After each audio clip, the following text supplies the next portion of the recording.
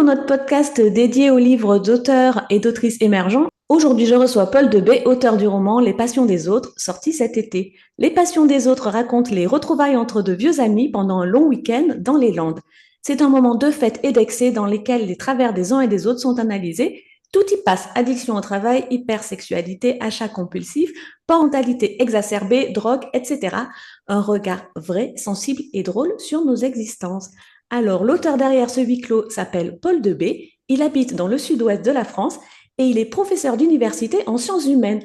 C'est son premier écrit de fiction autour de son thème de prédilection, les passions humaines. Bonjour Paul. Oui, bonjour Nelly. Alors, comment l'idée de cette histoire a-t-elle surgi? Alors, cette histoire, elle a pas vraiment surgi, elle a mûri. Ça faisait assez longtemps que je voulais Mhm. un petit peu justement infléchir mes écritures universitaires, parce que vous l'avez souligné, c'est mon premier métier. Oui. Et donc, j'avais envie de changer un petit peu de manière d'écrire, de continuer mon travail d'écriture, Mhm. mais du côté de la fiction. Je me trouvais un petit peu limité, un petit peu enfermé en fait dans les normes de l'écriture académique, de l'écriture universitaire. J'avais envie peut-être de me faire plaisir aussi. Et Oui. puis aussi, puisque je suis en sciences humaines, j'avais le sentiment que parfois, pour comprendre, pour décrire les comportements humains, pour décrire l'âme humaine, la littérature ou Oui. la fiction permet d'aller un petit peu plus loin. Et Et donc peut-être l'idée, elle a surgi à ce moment-là? eh bien, elle a surgi, en fait, voilà, si je veux être un peu plus précis, il se trouve que justement, dans mes travaux universitaires, je travaille sur la passion. Je travaille sur la Oui. transmission des passions, puisque ma spécialité, c'est les questions d'éducation, les questions de transmission. Ok. Et donc, je veux travailler sur ça. Comment ça se transmet une passion pour la littérature, pour l'histoire, pour la pâtisserie, pour le surf. Et puis, avant de savoir comment ça se transmet, je voulais comprendre comment ça se construit. Et donc, les Ok. personnages et le livre, ben, sont nés comme ça. Oh, ok. Donc, qu'est-ce que vous vouliez raconter en écrivant ce roman? Est-ce qu'il y a un message derrière tout ça? Mais je dirais qu'avant un message, il y a un partage parce qu'en fait, je voulais explorer un peu de la continuité, c'est ce que je viens de dire. Je voulais Oui, explorer cette diversité des figures de la passion humaine que vous avez aussi énoncée. Donc voilà, la oui. dévotion parentale, l'addiction, la fuite en avant, le narcissisme. Donc je voulais d'abord une et la partager pour pas partir tout seul en exploration, ça aurait été un petit peu triste. Donc Mhm. c'est d'abord ça. Et après, s'il y a un message, le message c'est peut-être soyez passionnés, mais parce qu'il y a ce mais toujours en fait. C'est-à-dire le message c'est l'ambivalence en fait. J'aime bien Mhm. l'ambivalence. J'aime bien quand les choses sont ni noires ni blanches, ni claires ni sombres. C'est-à-dire que les passions sont à la fois salvatrices, parce que est-ce qu'on peut vraiment vivre sans passion, sans engagement, sans amour fou? Est-ce qu'on peut vivre comme ça platement? Ouais. Alors, certains ont essayé, mais moi en tout cas, j'y crois pas trop. Donc elles sont un peu salvatrices, elles permettent comme ça de pas tomber dans la dépression, pour le dire vite. Mais en Mhm. même temps, elles sont destructrices aussi, parce que parfois, à s'engager trop passionnément, ben, on peut s'y perdre. Donc voilà, le message, c'est peut-être un message de promotion de l'ambivalence, Ok. peut-être la voie du milieu aussi, pourquoi pas. D'accord. Donc, des passions, messages, en fait. Des passions sages ou des engagements modérés. J'aime pas dire sage ou modéré, mais en tout cas, l'ambivalence, les deux à la fois, Les quoi. deux à la Soit fois. à la fois trop et pas assez, quoi. Oui. J'avais une petite question. La couverture, comment s'est fait le choix de celle-ci? Ah, ben, la couverture, elle émerge d'une de mes passions, puisqu'évidemment, Oui, je suis un peu dans le livre aussi, puisque forcément. j'ai une tendance à être passionné, mais pas longtemps. J'ai des passions éphémères, c'est-à-dire Ok. que j'ai eu beaucoup, beaucoup de passions dans ma vie, puis elles partent, elles reviennent, elles s'en vont, d'où peut-être cette exploration aussi. Je m'explore moi-même forcément à travers le Mhm. livre. Et une des passions que j'ai depuis quelque temps, c'est l'art, enfin les arts plastiques, les arts Oui. visuels. Et en particulier, il y a deux styles que j'aime beaucoup. Il y a l'art nouveau et le Le surréalisme. surréalisme. Ok. Et, Oui. euh, et donc, du coup, ben, il se trouve que la couverture, donc, c'est un portrait de Georgette Magritte, donc, qui est la femme de René Magritte, donc, qui est un Mhm. des tenants du surréalisme belge. Mhm. Et j'aimais beaucoup ce portrait. Il est dans, Oui, dans très ma, beau, dans oui. ma, dans ma cage d'escalier avec bien d'autres. Un mélange Mhm. alors, douteux, je ne sais pas, en tout cas entre surréalisme et art nouveau. Et donc j'avais envie de mettre ce portrait-là. Donc ça, c'est pour le goût esthétique, on va dire. Ouais. Et puis après, il se trouve qu'en fait, dans l'histoire, il y a ce tableau, évidemment, ça Bah, serait étonnant. Sinon, il comme y par a hasard. voilà, le narrateur, Aaron, mon voisin, donc a ce tableau dans son bureau. Ça, c'est le premier point. Et dernier point, je ne peux pas vous le dire, puisqu'en fait, si on lit le livre, au bout d'un moment, on comprend pourquoi cette couverture, qui est en fait tout autre chose que ce qu'on pouvait croire. Imaginez, donc lisez le livre. Voilà, tout à fait. J'avais une question. Vous avez choisi donc la narration avec le personnage d'Aaron Bonvoisin. Vous l'avez placé au cœur d'un huis clos, un peu comme un maître de cérémonie. Vous pouvez nous en dire un peu plus? Ben, tout à fait. Donc, en fait, c'est un personnage centré vraiment, on va dire, le narrateur a une place centrale, Oui, fondamentale. Et je dirais qu'il y a deux aspects. D'abord, un petit peu logique, c'est-à-dire que pour pouvoir parler des passions humaines, j'avais envie de faire un contraste, un contrepoint, puisqu'en fait, Aaron Bonvoisin fait partie de ceux, en tout cas, il se considère comme n'étant pas passionné, n'ayant pas pas de passion. passionné. Ouais. Pour une raison un peu originale, c'est-à-dire qu'en fait, il sait, ou il pense, ou il croit, ou il Mhm. sait, on va dire, que c'est un personnage de roman. Donc, ce n'est qu'un personnage, il le dit, je ne suis qu'un personnage. Et Point de donc, vue ben, extrêmement intéressant. ouais, oui, ben oui, je voulais m'amuser un petit peu à ça. Et puisque c'est un personnage, mais il n'a pas de chair, il n'est pas en chair et en os, il n'a pas de corps, il n'a pas de pouls, pas de spasme, et Ouais. donc il ne peut pas avoir de passion forcément. Et donc Mhm. il faisait voilà, une sorte de contrepoint. C'est-à-dire que pour pouvoir parler peut-être des passions des autres, puisque c'est le titre du livre, encore fallait-il un narrateur qui n'en est pas. Ouais, qui s'en Donc extrait. Mhm. voilà, tout à fait.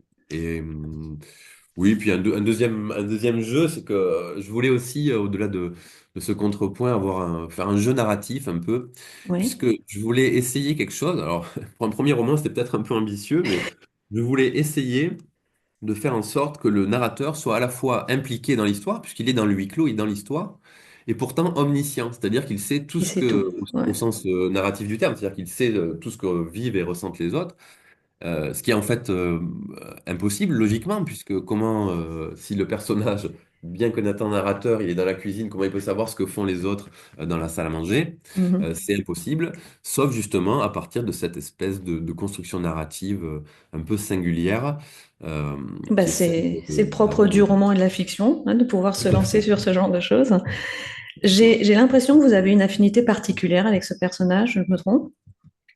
Oh ben non, alors après je pense que comme vous, quand on écrit, hein, on sait que voilà, on écrit toujours un petit peu, il y a toujours un petit peu de nous. Alors en plus, quand on écrit avec un narrateur à la première personne, c'est sûrement encore plus fort. Donc Mhm. oui, j'ai beaucoup d'affinités, et même peut-être un peu d'amour. Enfin, il me touche, il me bouleverse un petit peu. Je pense qu'il raconte aussi des failles de moi, forcément. Donc Ouais. oui, oui, tout à fait. Comment vous le définissez, votre point de vue par rapport à Aaron Bonvoisin? C'est un nostalgique, un résilient, plutôt dans le lâcher prise, la résignation. Il la voit comment la vie? Alors, disons que toujours pareil, si on lui livre en entier, on comprend comment il voit la vie, Oui. mais je vais pas vous le dire. Mais Ben après, je non. dirais nostalgique. Vous avez le premier mot est assez pertinent, je pense. Oui. Euh, Parce que il est nostalgique un peu, comme peut-être je le suis, comme l'est peut-être aussi chaque être humain. Je dirais peut-être chaque adulte en fait. Il y a aussi un rapport à l'enfance quand même, beaucoup Oui. dans l'ouvrage. Et il est nostalgique de cette époque l'enfance, où peut-être que les passions ont pas la même forme. Parce qu'on peut être passionné Mhm. simplement quand on est enfant. Tout est possible, hein. C'est l'amour qui nous guide. Enfin, c'est l'amour en tout cas, une sorte d'élan comme ça, très puissant. Ouais. On n'a pas à rendre sa copie pour demain. Mhm. La peur de la mort est aussi différente. Mm, Donc mm, là, mm. il y a cette espèce de nostalgie d'un temps où la passion absolue était possible, quoi. Et, et si je peux me permettre, juste, j'aime bien un peu le définir comme un fataliste heureux. C'est Ouais. lié à mon éthique personnelle aussi. C'est quelque chose auquel je tiens beaucoup. C'est-à-dire fataliste parce que ben, tout aura une fin. Hein. Je suis désolé de le dire, auditeur, hein, nous allons tous mourir. Tout sera Grande dissous. annonce. Oui, même nos livres disparaîtront. Voilà. Enfin, Exactement. il y aura des traces peut-être plus longues que nous Mm, de nos mm. écrits, mais un jour ils disparaîtront aussi. Et pourtant, mais peut-être que la vie est quand même belle, quoi. Et c'est j'en ai fait une référence dans le livre à un des personnages, Rose, Mhm. un des personnages qui qui fait du surf, et qui part, enfin, voilà, qui a une petite aventure en Polynésie. Ouais. Et c'est une aventure que j'ai eue aussi en découvrant la Polynésie. C'est une éthique polynésienne que les Polynésiennes nomment Aita Pea Pea, qui veut dire en gros, c'est pas grave. C'est-à-dire que finalement, voilà, les choses sont comme elles sont, la vie nous donne ce qu'elle donne. Ils ont un rapport à la nature un peu différent aussi. Oui, La nature, c'est elle qui nous dit comment, enfin, qui nous dit ce que sera la vie, quoi. oui, Et donc voilà, la nature nous donne, nous offre la vie, nous offre la mort, même ouais. si c'est pas toujours très Mm. heureux, mais on peut le voir aussi On de suit la vie, manière, quoi. Mm. voilà. Alors, maintenant, nous allons nous pencher un peu plus sur les amis d'Aaron Bonvoisin et leurs excès. Donc, on a un peu de tout, hein, acharnement au travail, hypersexualité, obsession matérielle, etc. Racontez-nous un peu. Alors oui, on peut dire. Bah, là, je l'ai fait un peu. C'est peut-être mon côté universitaire qui est revenu. Ça a été assez rationalisé. Ouais. C'est-à-dire que j'ai voulu vraiment, j'ai réfléchi à différentes figures possibles de la passion, Mhm. de mes connaissances, de mes lectures, etc. Et j'ai voulu tout simplement qu'un personnage incarne une figure, ou plutôt Oui, qu'une figure soit incarnée par un personnage. Et d'accord. donc, à partir de là, voilà, j'ai construit autour de chaque figure. Donc, par exemple, bon, ben, l'hypersexualité, c'est C'est Angèle. Angèle, ouais. L'acharnement au travail, c'est Steve. L'addiction, c'est Smoothie. Enfin, il a un surnom, lui, hein. Ouais.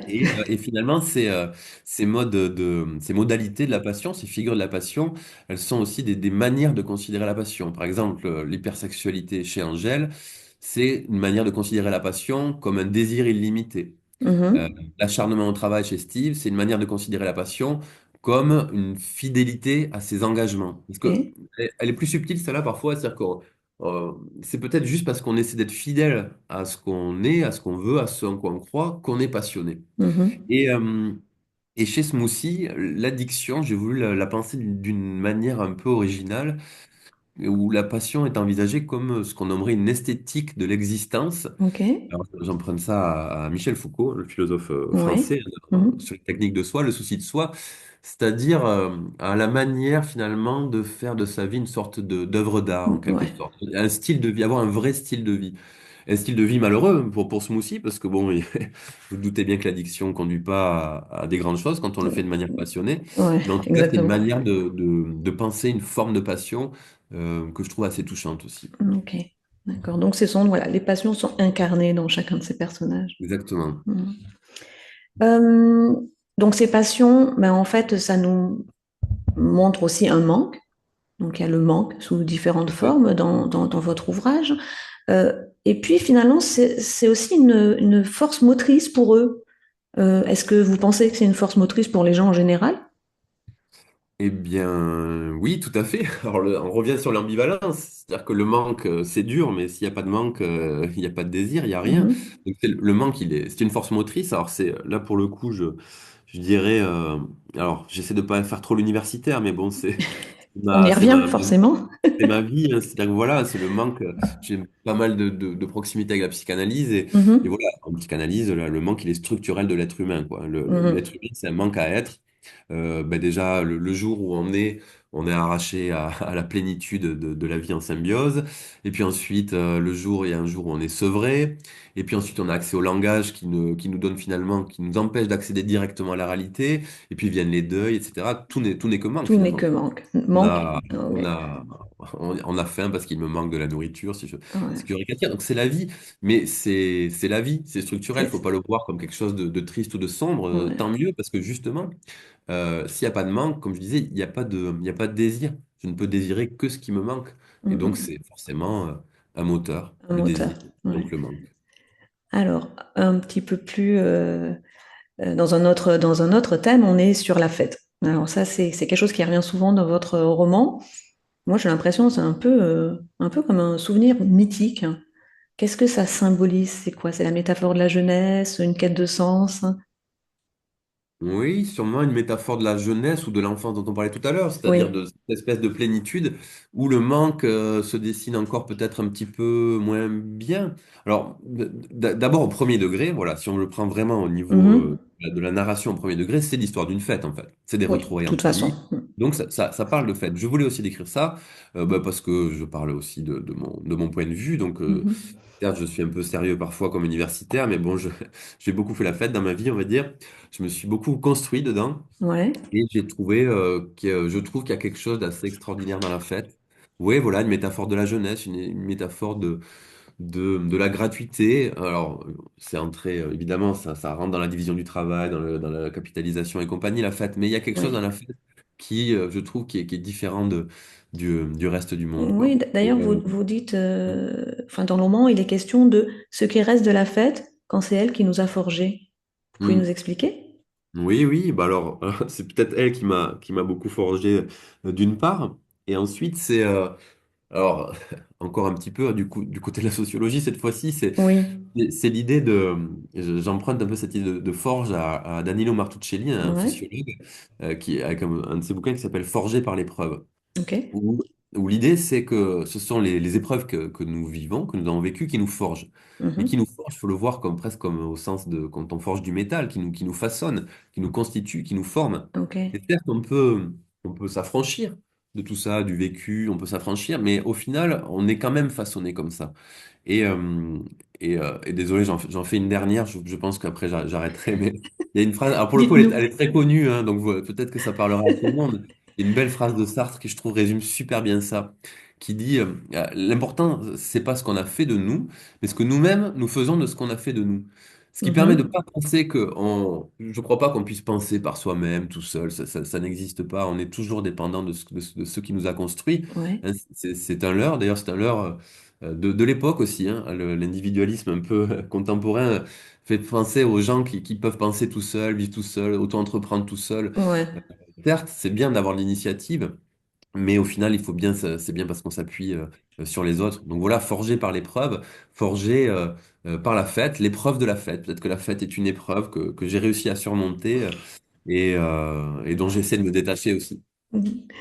Alors justement, on parlait de fête, donc on pense à fête, légèreté. Votre livre est entre deux, c'est pas la légèreté totale de la fête, on n'est pas non plus dans la gravité totale, on tombe pas dans le drame, on n'est pas dans du feel good. Comment ça se passe lors de ces retrouvailles entre amis?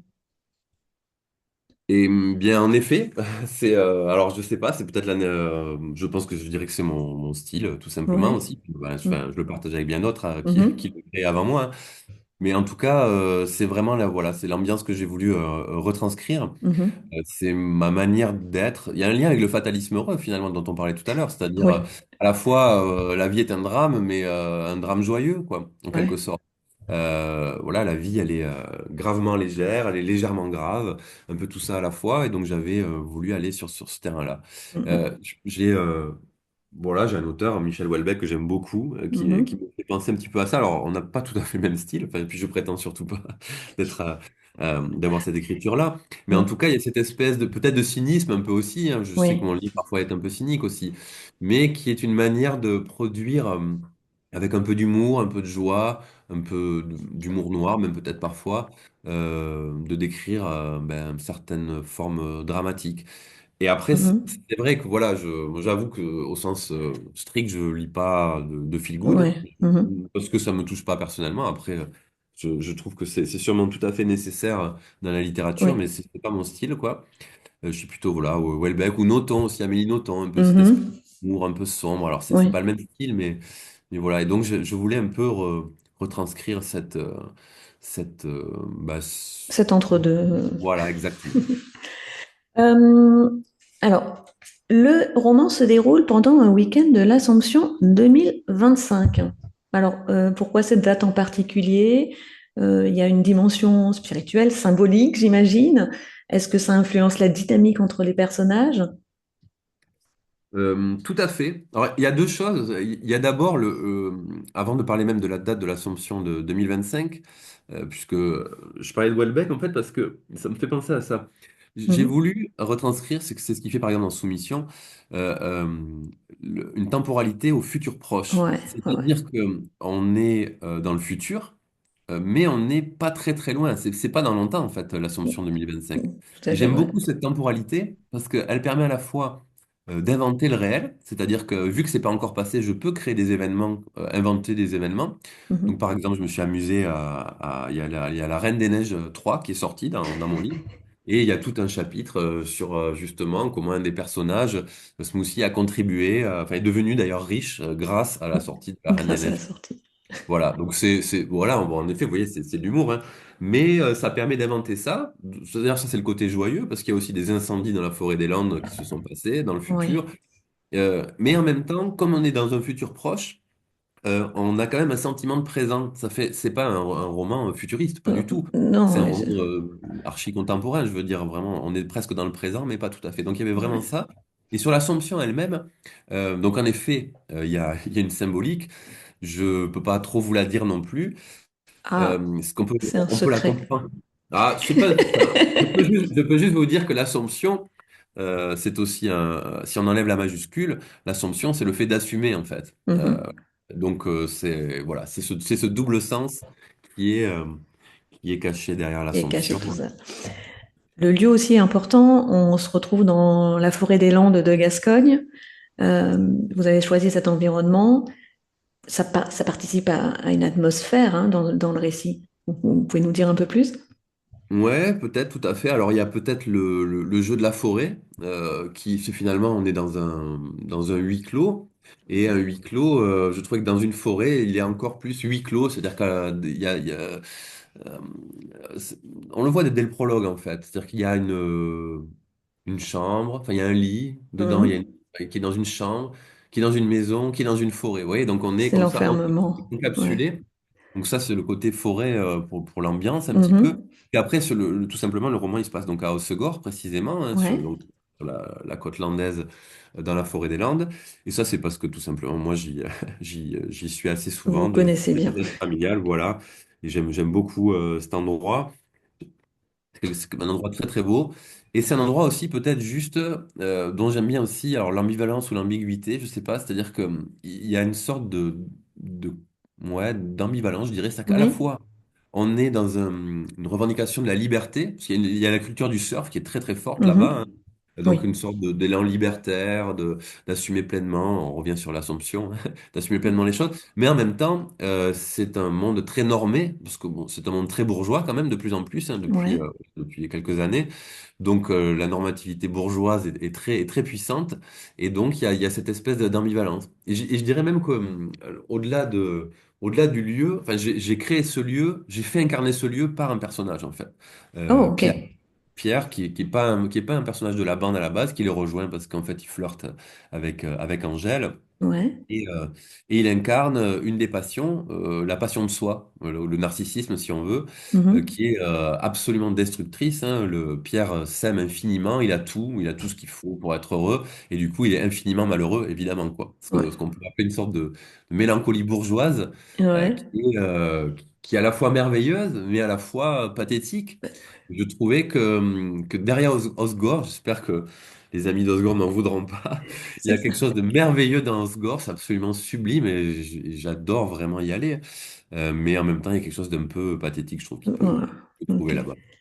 Donc, vous parliez d'un huis clos. On peut avoir des difficultés dans l'écriture quand on reste dans un huis clos, et pourtant, c'est ce que vous avez choisi. Alors, pourquoi? Hmm. Alors, la difficulté, je sais pas. Alors, d'abord, au premier degré, je dirais que un huis clos, ça permet de parler des êtres humains qui sont dedans, quoi. C'est forcément, Mhm. ça pousse à l'introspection, ça pousse au roman psychologique en quelque sorte. Et pour le coup, c'est un peu mon usage de Oui. parler au niveau universitaire des êtres humains, quoi. Donc, il y avait de ça tout simplement. Euh, ensuite, voilà, je voulais que ce soit introspectif, je voulais que ça soit intime, je voulais capter la vie subjective qu'il y avait dans les passions, et donc je Mhm. voulais que ça se passe de manière un peu enfermée. Je Ouais. voulais qu'il y ait une sorte de sentiment d'enfermement, en quelque sorte, qui contient, qui maintient, qui cerne de manière à ce que les choses ne s'éparpillent pas trop, quoi. Et Mhm. après, et peut-être juste une petite remarque quand même, c'est un huis clos, mais un huis clos ouvert.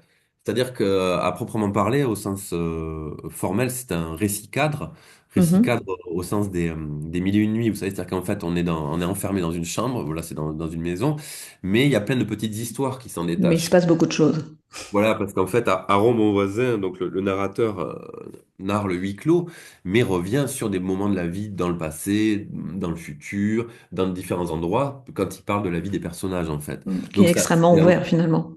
Voilà, on est encore dans cet entre-deux, entre un Mhm. enfermement radical dans une petite maison, enfin dans une grande maison, mais dans un petit enfermement, et en même temps une ouverture vers plein de mondes possibles. Bien, alors on va continuer par rapport à votre écriture. Donc, il y a des éléments peut-être qui ont particulièrement influencé votre roman, peut-être l'histoire, les personnages. Vous pouvez nous donner quelques éléments? Tout à fait. Alors, d'abord, l'histoire. Enfin, il y a des épisodes, en fait, tout simplement, qui sont des formes de fictionnalisation d'épisodes que j'ai vécus. L'hyperbar, qui est une sorte de bar Mhm. virtuel. En fait, c'est quelque chose qu'à une époque, avec des amis, on voulait inventer. Bon, je reviens sur Ouais, les fun oui. drinks, ce sont des drinks que Smoothie crée, que je m'amusais à créer il y a très longtemps. La recherche de location de maison qui hante Annie dans son chapitre, qui en fait a été aussi des épisodes que j'ai pu vivre. Et puis aussi, je pense par exemple à l'épisode de Rose qui vit un moment pas très très bon Ouais. en surf. Et ayant moi aussi eu une passion pour le surf à une époque, j'ai eu des souvenirs un petit peu de ça. Donc il y a en effet clairement des épisodes vécus qui sont remis au travail, qui sont non seulement qui ont inspiré le roman, mais qui m'ont aussi conduit peut-être à penser le roman parfois comme peut-être par certaines petites dédicaces aussi à des amis. J'avais aussi envie Petit clin d'écrire. d'œil. Ouais, voilà, des Mhm. petits clins d'œil sur certains épisodes. Et puis Ça, après, c'est... justement, les personnages, en fait, chaque personnage incarne, soit je pensais à une personne en l'écrivant, pas tout à fait, soit c'était un mélange de personnes, Ah, en mais, fait, en ouais. quelque sorte. Mhm. Je Et, vois bien. Mhm. mais j'ai essayé enfin, je ne les nommerai pas évidemment, même s'ils se sont déjà reconnus depuis longtemps. Forcément. On parle d'inspiration. Donc, moi, j'ai en tête des retrouvailles entre amis dans certains films. Il y a des romans comme ça aussi. Ça vous a influencé également? Tout à fait. Alors, peut-être dans les films, vous parlez des films, je pense que c'est assez juste. J'avoue que je sais pas si c'est l'effet d'un premier roman. Peut-être qu'au début, on se base beaucoup comme ça sur des images qu'on a dans la tête. Mhm. Mais il y a beaucoup de références cinématographiques. Il y a les films français, un peu je sais pas si vous connaissez les Bakri Jaoui, Oh, tout à euh, fait, ouais. du genre Un air de famille ou Le goût des autres où il y a même un peu, alors pas tout à fait, mais quand même un peu de genre les petits mouchoirs de Guillaume Canet, quoi. C'est-à-dire en fait Mhm. c'est des romans sur des retrouvailles entre amis, tout simplement. Mhm, Enfin, mhm. et donc souvent très centré huis clos. Donc il y a Oui, beaucoup de ça, ambiance intimiste, c'est ça. comme j'ai déjà dit, où on peut vraiment du coup prendre le temps de découvrir, de comprendre les gens. Mhm. Voilà, peut-être sur la première inspiration. Après, il y a une inspiration à la Tarantino, très clairement. Alors là, pour le Ok. coup, c'est vraiment mon style mais qui est plutôt sur la construction narrative, hein, qui est pas. Parce que bon, c'est plus calme qu'un Tarantino, quand même. C'est moins violent, beaucoup moins violent. Mais oui, Mais la construction, je vois. voilà, sur l'enchevêtrement de scènes, souvent un peu pittoresque, parfois un peu burlesque, voilà, que je voulais qu'elle donne une sorte de dimension graphique un petit peu Mhm, mhm, à- au livre. Et donc elles s'enchevêtrent, elles se correspondent, elles se parlent, elles résonnent. J'aime beaucoup ça, ce type de mhm. Ok. construction. Ok. Euh, Est-ce que l'écriture du livre vous a changé? Où est-ce que ça m'a changé? Je, ouais, je dirais, ce qui m'a changé peut-être, c'est d'abord sur la position d'auteur, tout simplement. Oui. Puisque, comme je vous l'ai dit un peu au début, j'avais tendance dans mes écrits universitaires à me trouver un peu enfermé et à commencer à avoir un style un peu plus littéraire dans mes écrits Ok. académiques. Alors, en sciences humaines, c'est encore un peu possible. Et je pense que ça m'a conduit à l'assumer encore davantage, ce style, déjà. Mhm, Donc, ne serait-ce qu'en tant qu'auteur, même pas en tant que personne, hein, mhm. c'est-à-dire, voilà, à accepter une sensibilité littéraire plus prononcée et à l'assumer, tiens, comme Mhm. l'Assomption, encore une fois. Ouais. Le... Et après, sur moi-même, je dirais, c'est pas l'écriture uniquement. C'est le retour d'un ami, en fait, qui, après l'avoir lu, m'a dit, bah, c'est marrant, on te reconnaît dans chacun des personnages. Enfin, Ouais. j'ai l'impression de te voir dans chacun des personnages. Et clairement, je l'avais pas écrit dans ce sens-là, quoi. Enfin, je l'avais pas du tout. Oui. Alors, c'est toujours évident, on écrit toujours une part de soi dans les personnages. Mais j'avais plutôt vu des gens que je connais qui m'ont inspiré des personnages. Et finalement, je me suis rendu compte, enfin, ça m'a beaucoup marqué, hein. Je m'en souviens encore du moment où il Oui. me l'a dit. Et je me suis dit, ah, mais oui, c'est vrai, en fait, finalement, Rose, c'est moi, Gersand, c'est moi, Steve, c'est moi. Bon, alors, c'est pas le narcissisme de l'auteur, mais en tout cas, ça m'a Des fait comprendre, parties. Hmm. ouais, ça m'a fait comprendre que parfois, je suis peut-être un peu plus les autres que ce que je crois. Peut-être des défis, des surprises au moment de l'écriture, Ah, ben ouais, le défi, l'écriture déjà, vous savez en ce que soi c'est. déjà. Ouais, voilà, l'écriture, la joie d'y arriver jusqu'au bout, quoi. Et Hmm. donc, tout simplement, je dirais ça. Et puis après, je dirais le défi, puisqu'on est sur la découverte d'auteurs peu connus quand même. Enfin, Oui, c'est ça, c'est-à-dire que donc c'est un pseudonyme, hein, mon nom Paul Debé. Mais parce qu'en fait, dans mes écrits académiques, j'ai déjà énormément publié, quoi, des d'accord, livres, des oui. articles.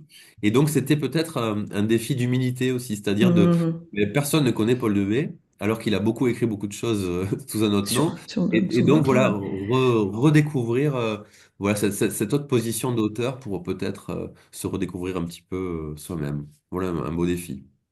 Bien. Bah, écoutez, on arrive déjà à la fin de notre podcast. Je voulais savoir, vous avez des projets pour la suite? Oui, bah, alors, projet d'écriture. Donc, je suis en train de construire un nouveau roman, parce Chouette. qu'il me plaît beaucoup plu. Donc, l'idée, j'ai eu envie, comme il y avait une bande de personnages, d'en extraire un petit peu, ben, un, en fait. Ok. Donc, il y a un des personnages, je ne vais pas dire lequel, évidemment, mais en tout cas, qui sera au cœur Heure du prochain. du prochain, ouais, tout à fait. Où l'idée, ça sera de jongler autrement ou de jouer autrement avec la réalité et l'imaginaire, puisque Mhm. là, ça s'est un peu mis de manière enchevêtrée au travers de la narration singulière d'Aaron Bonvoisin. Là, c'est un livre dans lequel il y aura deux mondes. Ok. Lequel sera réel, lequel sera imaginaire. Je pense que ça ne sera pas possible de le savoir. Mais en tout cas, l'idée, c'est qu'il y aurait deux mondes où ce personnage-là, l'un des personnages du livre, puisse être quelqu'un d'autre, encore une fois, que D'accord. celui qui est dans le premier monde. Ok. Voilà. Des rencontres, peut-être des dédicaces bientôt? Oui, alors enfin, là, je sors de plusieurs sessions, surtout là, de dédicaces en Ouais. octobre, novembre, décembre. J'en ai fait pas mal. Et là, je fais une petite pause pour les salons plutôt du printemps, en fait. Je pense que cet hiver, on va rester bien au chaud et peut-être continuer à écrire justement sur le projet. Bah, c'est une bonne idée. De toute façon, on va mettre toutes vos informations vers les réseaux sociaux dans les commentaires de la vidéo. Je vous remercie beaucoup, Paul, pour vos réponses. Et mais merci beaucoup à vous, Nelly. Merci. Donc, j'invite les auditeurs à aller retrouver tous les liens sur vos différents réseaux sociaux, les points d'achat. C'est tout dans les commentaires de la vidéo. Je vous dis à très bientôt. Au revoir.